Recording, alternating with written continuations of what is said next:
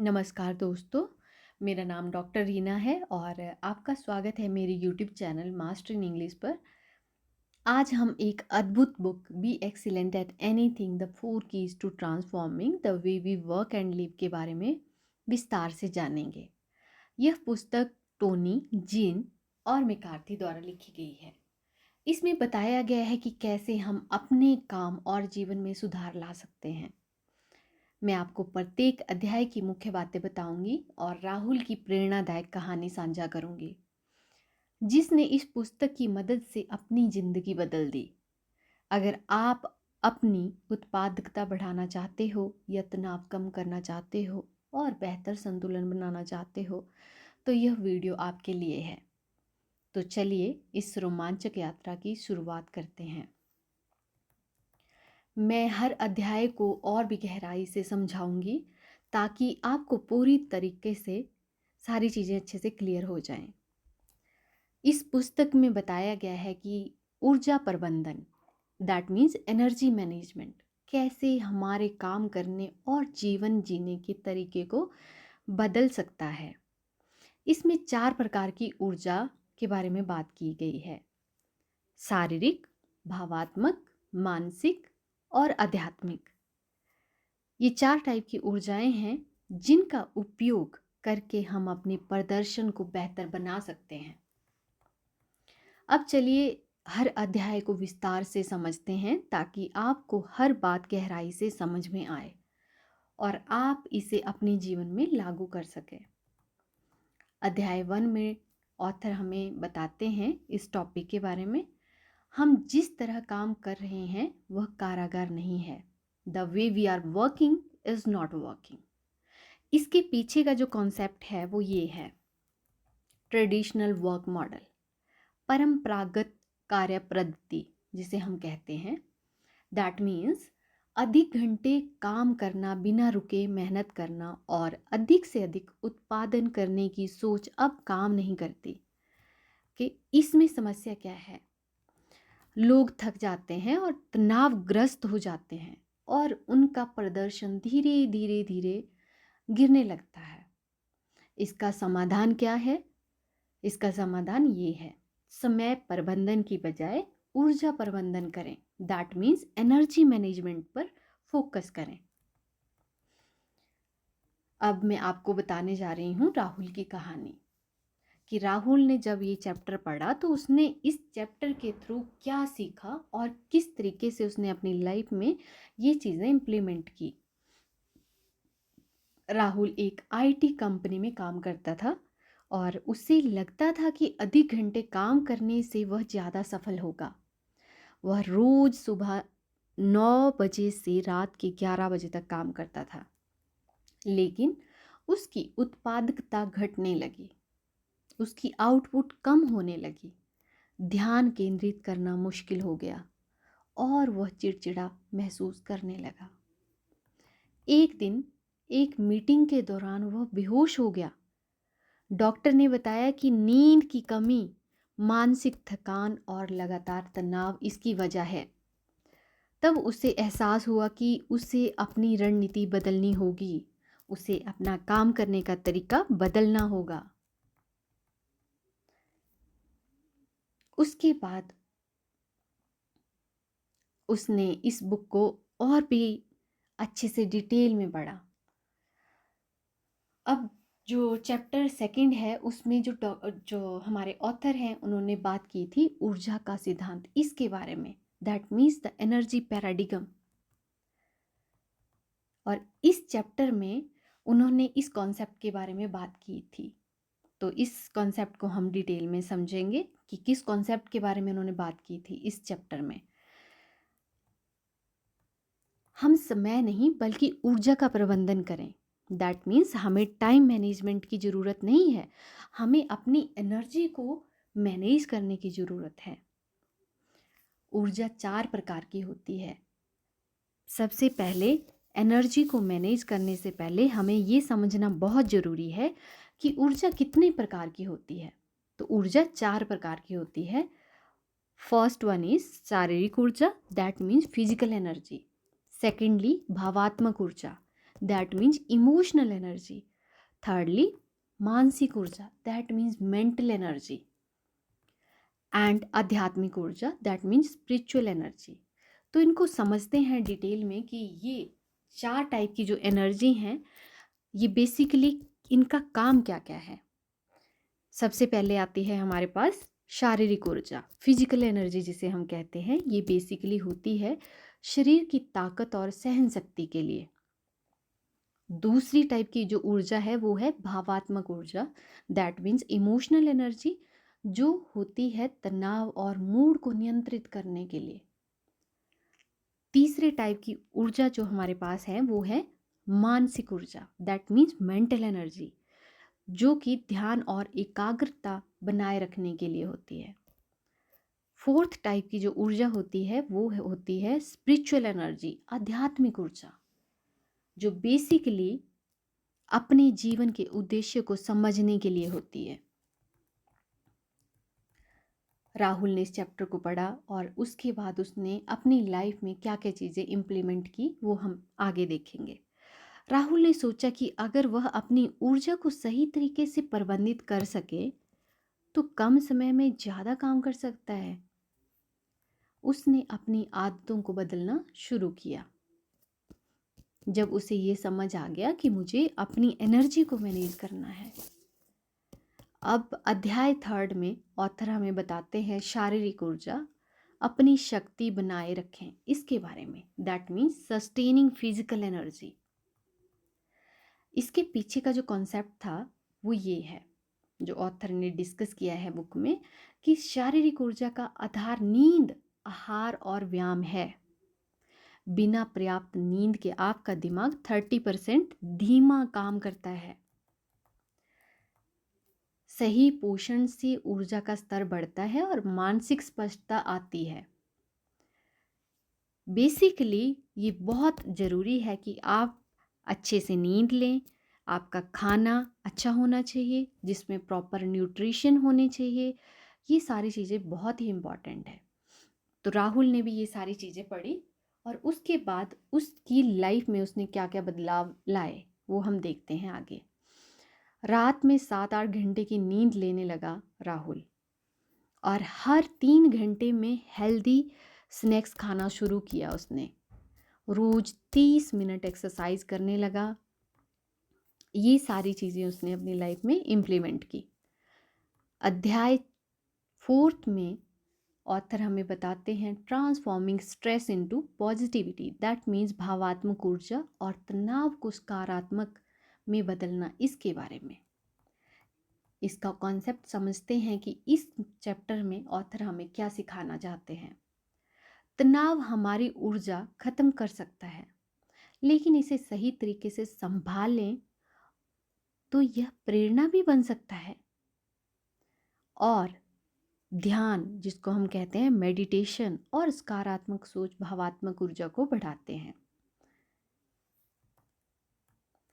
राहुल ने अपनी लाइफ में इस चैप्टर के थ्रू क्या क्या चीज़ें इम्प्लीमेंट की हैं। रोज़ सुबह 5 मिनट गहरी सांस लेने का अभ्यास करने लगा राहुल। मेडिटेशन करना स्टार्ट कर दिया। हर दिन 3 अच्छी बातें लिखने लगा जिससे वह आभारी महसूस करता है। दैट मीन्स उसने पॉजिटिव चीज़ें लिखता था वो, और ग्रेटिट्यूड फील करता था उन चीज़ों के लिए कि I am grateful for this things, that I already achieved everything.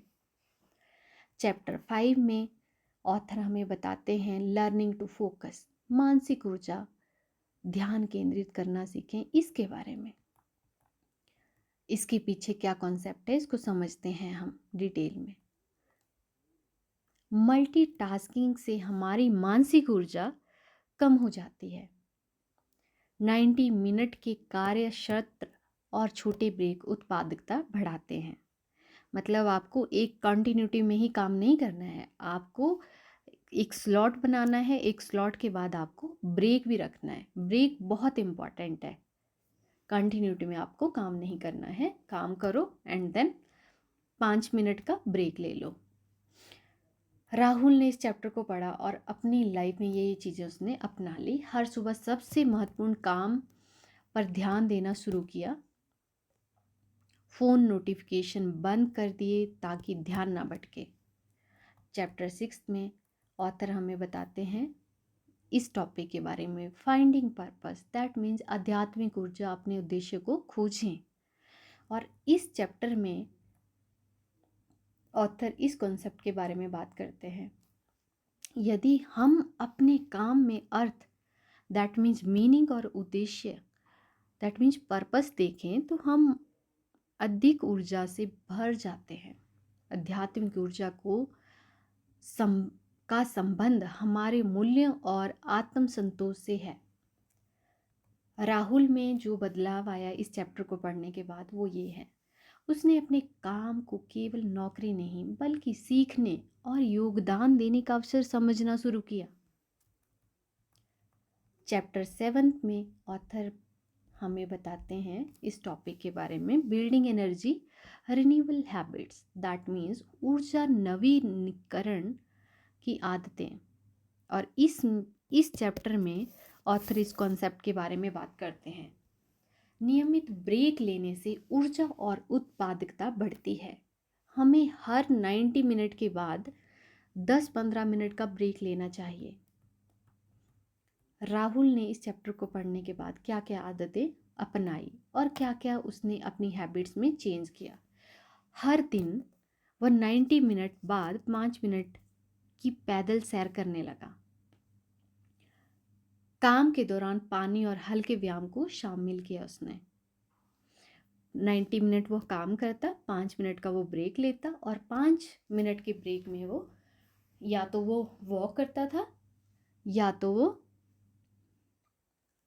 थोड़ी देर के लिए टीवी देख लेता था। उसके बाद चैप्टर 8 में ऑथर हमें बताते हैं इस टॉपिक के बारे में, sustaining energy in relationship, that means रिश्तों में ऊर्जा बनाए रखना। इस चैप्टर के थ्रू ऑथर ने इस कॉन्सेप्ट के बारे में बात किया है कि अच्छे रिश्ते हमें ऊर्जा देते हैं जबकि नकारात्मक रिश्ते हमारी ऊर्जा खत्म कर सकते हैं। हमें सकारात्मक और प्रेरणादायक लोगों के साथ समय बिताना चाहिए। राहुल ने अपनी लाइफ में क्या चीज़ इम्प्लीमेंट की, यहाँ से जो उसने सीखा, उसने अपने परिवार और दोस्तों के साथ सप्ताह में एक बार क्वालिटी टाइम बिताने लगा। वो ये चीज़ उसने इम्प्लीमेंट की अपनी लाइफ में। अध्याय 9, ऊर्जा बढ़ाने वाली कंपनियों की सफलता, that means how organisations thrive on energy management. इसके पीछे का जो कॉन्सेप्ट है वो ये है, कुछ कंपनियों ने ऊर्जा प्रबंधन पर ध्यान दिया और कर्मचारियों की उत्पादकता बढ़ गई। राहुल ने अपनी लाइफ में ये चीज़ इम्प्लीमेंट की कि उसने अपनी टीम को ऊर्जा प्रबंधन के महत्व के बारे में सिखाया। चैप्टर 10 में ऑथर हमें बताते हैं इस टॉपिक के बारे में, implementing energy management in organisation, that means ऊर्जा प्रबंधन को संगठनों में लागू करना। इस चैप्टर के थ्रू ऑथर इस कॉन्सेप्ट के बारे में बात करते हैं कि कर्मचारियों के ऊर्जा स्तर को ध्यान में रखकर कंपनियों को अपने कार्य संस्कृति में बदलाव लाना चाहिए। राहुल की सीख क्या है इस चैप्टर के थ्रू, उसने अपनी कंपनी में ऊर्जा प्रबंधन वर्कशॉप आयोजित की। चैप्टर 11 में ऑथर हमें बताते हैं इस टॉपिक के बारे में, mastering the art of energy management for life, that means ऊर्जा प्रबंधन की कला को जीवन भर अपनाएं। इसके पीछे का जो कॉन्सेप्ट है वो ये है, ऊर्जा प्रबंधन केवल एक रणनीति नहीं बल्कि जीवन जीने का तरीका है। हमें निरंतर सुधार करते रहना चाहिए और कंटिन्यूसली काम करना चाहिए। राहुल ने इसके थ्रू ये चीज़ सीखी कि छोटे छोटे बदलाव दीर्घकालीन प्रभाव डालते हैं। Come to the conclusion of this book, इस पुस्तक बी एक्सीलेंट एट एनीथिंग से हमने सीखा कि सफलता केवल समय प्रबंधन पर निर्भर नहीं करती बल्कि एनर्जी मैनेजमेंट, ऊर्जा प्रबंधन सबसे महत्वपूर्ण कारक है। अब हम डिटेल में हर चैप्टर में क्या क्या हमने सीखा उसको एक बार देख लेते हैं थॉरली। अध्याय 1 में ऑथर हमें बता रहे थे कि हम जिस तरह काम कर रहे हैं वो कारागार नहीं है। तो इस चैप्टर से हमने सीखा कि अधिक घंटे काम करने से नहीं बल्कि सही तरीके से काम करने से सफलता मिलती है, और ऊर्जा प्रबंधन समय प्रबंधन से अधिक महत्वपूर्ण है। That means energy management is more important than time management. Rahul ने सीखा कि केवल ज़्यादा काम करना सही रणनीति नहीं है, बल्कि अपनी एनर्जी के अकॉर्डिंग काम को डिवाइड करो, वो ज़्यादा इम्पॉर्टेंट है। चैप्टर 2 में ऊर्जा का सिद्धांत, इसके बारे में बात की थी, और इससे हमें ये चीज़ें सीखने को मिलती हैं। ऊर्जा को 4 भागों में बांटा गया है: शारीरिक, भावात्मक, मानसिक और आध्यात्मिक ऊर्जा। समय सीमित है लेकिन ऊर्जा को बढ़ाया और पुनः भरा जा सकता है। राहुल ने समझा कि अपनी ऊर्जा को सही जगह खर्च करना जरूरी है। अध्याय 3 में शारीरिक ऊर्जा, अपनी शक्ति बनाए रखें, इसके बारे में बात की थी ऑथर ने। तो इससे हमें ये सीख मिलती है कि नींद, आहार और व्यायाम शारीरिक ऊर्जा बढ़ाने के 3 स्तंभ हैं। कम नींद से दिमाग की क्षमता 30% कम हो जाती है। राहुल ने अपनी नींद का ध्यान रखना और रोज व्यायाम करना शुरू किया। चैप्टर 4 में ऑथर ने भावात्मक ऊर्जा, तनाव को सकारात्मक में बदलना, इसके बारे में बात की है, और इससे हमें ये सीख मिलती है कि तनाव को काबू में रखना और सकारात्मक बनाए रखना जरूरी है। ध्यान, मेडिटेशन और आभार प्रकट करना भावात्मक ऊर्जा बढ़ाता है। राहुल ने गहरी सांस लेने और सकारात्मक सोच विकसित करने की आदत डाली। चैप्टर 5 में ऑथर हमें बताते हैं मानसिक ऊर्जा, ध्यान केंद्रित करना सीखें, इसके बारे में।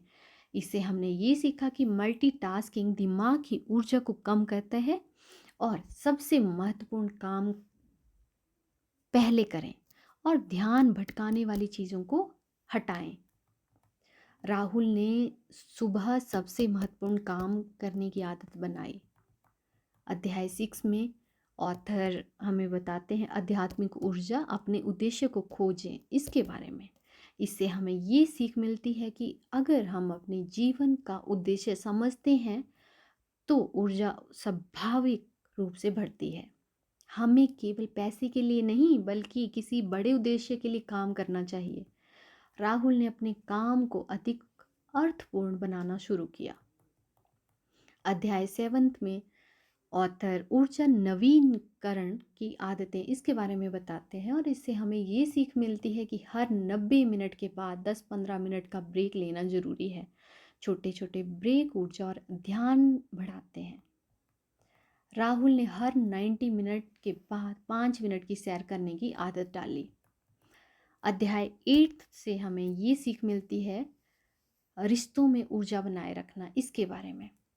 इससे इस चैप्टर के थ्रू हमने ये सीखा कि सकारात्मक और अच्छे लोगों के साथ समय बिताने से ऊर्जा बढ़ती है। नकारात्मक लोग हमारी ऊर्जा खत्म कर सकते हैं, और राहुल ने दोस्तों और परिवार के साथ अधिक समय बिताना शुरू किया। अध्याय 9 में ऑथर हमें बताते हैं ऊर्जा बढ़ाने वाली कंपनियों की सफलता के बारे में, और इससे हमें ये सीख मिलती है कि जो कंपनियां ऊर्जा प्रबंधन पर ध्यान देती हैं वहाँ कर्मचारी अधिक खुश और उत्पादक होते हैं। काम की गुणवत्ता को बढ़ाने के लिए काम के घंटे नहीं बल्कि ऊर्जा प्रबंधन जरूरी है। That means energy management important है। राहुल ने अपनी टीम के साथ ऊर्जा प्रबंधन की आदतें साझा की। अध्याय 10 में हमने सीखा इस टॉपिक के बारे में, ऊर्जा प्रबंधन को संगठनों में लागू करना, इसके बारे में। इससे हमें ये सीख मिलती है कि संगठनों को ऊर्जा प्रबंधन को अपनाना चाहिए ताकि कर्मचारी अधिक संतुष्ट और उत्पादक बने। ऊर्जा से भरे कर्मचारी ज़्यादा रचनात्मक और सफल होते हैं। राहुल ने अपनी कंपनी में ऊर्जा प्रबंधन की रणनीतियाँ लागू की। अध्याय 11 में ऑथर हमें बताते हैं इस टॉपिक के बारे में, ऊर्जा प्रबंधन की कला को जीवन भर अपनाएं। इससे हमें ये सीख मिलती है कि ऊर्जा प्रबंधन एक बार की प्रक्रिया नहीं बल्कि जीवन भर की आदत है। हमें लगातार अपनी ऊर्जा का ध्यान रखना चाहिए और बेहतर आदतें अपनानी चाहिए। राहुल ने